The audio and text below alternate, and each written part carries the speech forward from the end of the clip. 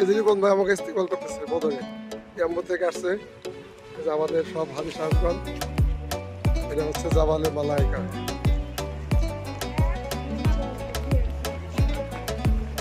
এখন দুপুরের লাঞ্চ করবো ইনশাল্লাহ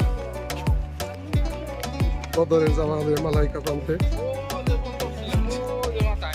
মাশাআল্লাহ আসতেছে আসতেছে।